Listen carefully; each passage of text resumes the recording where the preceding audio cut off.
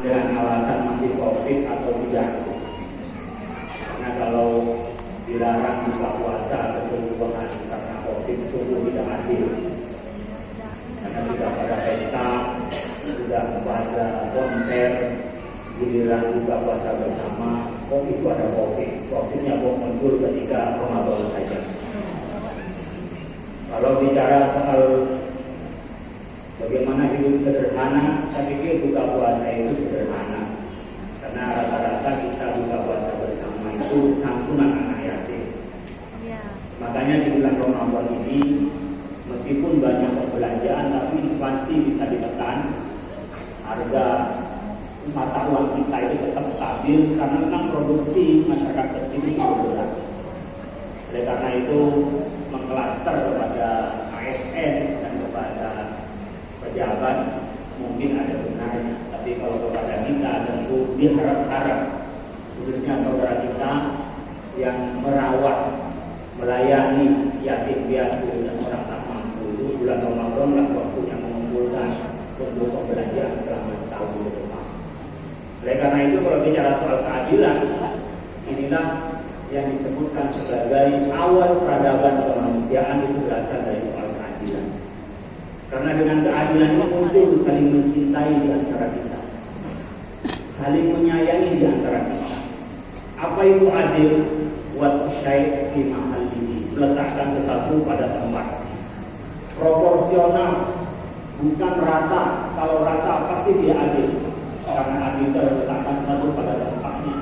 Iqbal untuk syakhs kulli syakhsin ma yastahiqu, memberikan sesuatu sesuai dengan haknya, itu adalah adil. Oleh karena itu Allah bersifat adil. Secara mutlak kita diperintahkan oleh Allah, innallaha ya'muru an tu'addu'a, innahu ya'muru bil 'adli wal ihsan wa ita'i dzil qurba wa yanha 'anil fahsya'i wal munkari wal baghi.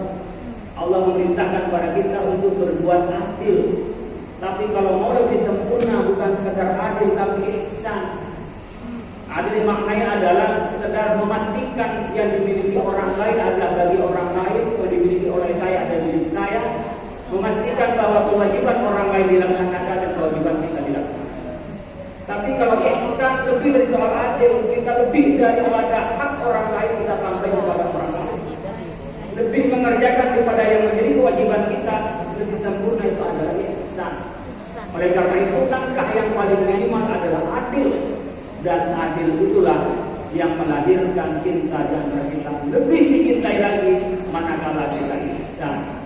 Itu dalam kerangka kemanusiaan ihsan.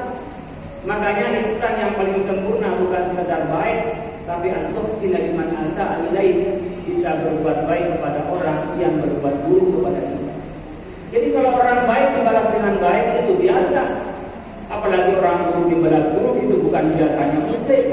Tapi yang lebih baik dari orang muslim, manakala ada orang buruk pada kita, kita mampu tersenyum dan mampu membalasnya dengan yang lebih baik. Ada kerangka 3 di dalam keadilan ini. Yang pertama adalah adil secara hukum, antahkumu bil adli, hukum ditegakkan, dan hukum ketika digerakkan sebagai keadilan itu tanpa pandang bulu, tanpa ada perbedaan di antara kita. Itu adil secara hukum. Bahasa mudahnya adalah sama rasa, sama rata. Itu adalah adil secara hukum. Makanya Rasulullah SAW mengatakan kepada Siti Fatimah alaihissalam, kepada putrinya, "Lau anna Fatimah tasarrafat la qata'tu yadaha." Seandainya Siti Fatimah itu mencuri, meskipun itu anakku, aku akan potong tangannya. Membuktikan bahwa keadilan hukum tanpa melihat siapa dia, status apapun dia. Bahkan Rasulullah itu marah dan mengatakan bahwa para kerajaan Romawi dan Persia itu adalah hancur saat itu, bukan karena tidak bisa menegakkan keadilan hukum bersama rasa sama merasakan gaji, tapi tidak boleh sama rata antara yang manajer dengan yang besar. Yang ketiga adalah keadilan sosial bagi kita. Ini senggang rasa di antara kita. Bagaimana menciptakan kerekatan sebagaimana keterwakilan di dalam politik kita. Oleh karena itu para pemimpin dan para wakil rakyat kita adalah mencerminkan kita. Dimanapun ada pemimpin, itulah cermin daripada rakyatnya. Karena pemimpin itu dipilih oleh rakyat. Bapak sekalian, di kultum yang singkat ini, kemana yang saya ingin sampaikan? Ingin saya sampaikan adalah bagaimana Allah mengajarkan keadilan ini dengan cara kita puasa selama 1 bulan penuh. Meletakkan itu pada tempatnya. Yang pertama, kita ditempatkan sebagai hamba Allah yang harus menyembah Allah. Dilatih dengan puasa sama yatul ibadati lillahi ta'ala, menyempurnakan ibadah hanya kepada Allah. Kalau ibadah lainnya seperti sholat, mungkin juga itu riya. Kalau sholat terlalu lama jadi imam, kemudian ketika sholat sendiri itu pendek, itu kemungkinan riya. Jadi imam harus tahu dengan siapa makmum yang di belakang. Mungkin juga ketika kita zakat, itu orang parada menunggu untuk berdiri oleh kita. Itu mungkin kita lihat karena orang lain mengetahui kalau kita meletakkan uang banyak, meskipun infaknya uangnya 349 triliun uang. Karena dia tidak ada pahalanya. Begitu juga seandainya kita ini berangkat haji, umroh, kalau kita pamer di media sosial, pamer pada yang lain, pasti itu tidak mendapatkan pahala karena itu. Kemudian kalau kita puasa, kira-kira kepada siapa kita lihat? Siapa yang bisa tahu kalau tanganku kalau dia puasa dan tidak puasa? Apakah dengan bau mulut bisa membedakan orang puasa dan tidak? Atau pamer bau mulut karena itu lebih daripada baunya miskin? Menurut Allah tidak bisa. Oleh karena itu sama dengan ibadah, kita beribadah, kita ibadah proporsional sebagai hamba Allah yang bersyukur dilatih dengan cara kita berpuasa. Yang kedua dilatihkan dalam puasa adalah takbiratul iradati wa tadrijis shaum. Melatih bagaimana kita sebagai hamba Allah secara proporsional, jangan sampai kita sombong merasa Tuhan. Maka kita bisa melaksanakan apapun dalam hidup ini dengan mengucap Allah. Kalau kita punya keinginan yang kuat, takbiratul iradati.